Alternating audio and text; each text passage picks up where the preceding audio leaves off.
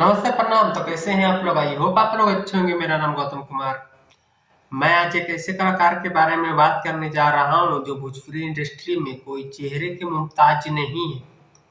जैसे कि ये फोटो में देख सकते हैं, फोटो देखने के बाद ये तो कोई चेहरे के मुमताज नहीं है भोजपुरी इंडस्ट्री में। इनका नाम पवन सिंह है। इनका एक फिल्म रिलीज किया गया था 30 अगस्त।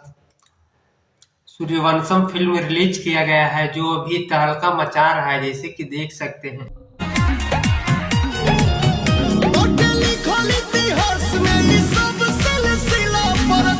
खचाखच तहलका मचा रहा है।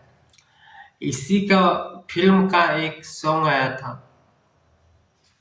परखंड हो या चिला बबुआने से हिला, जो भी इंस्टाग्राम पे 4 नंबर पे ट्रेंड कर रहा है, जैसे कि देख सकते हैं। इस सॉन्ग आपको कैसा लगा? अच्छा लगा तो लाइक सब्सक्राइब शेयर करें। मिलते हैं नेक्स्ट ट्रेंड सॉन्ग के साथ, तब तक के लिए बाय। और कितने लोग सूर्यवंशम फिल्म देखे हैं?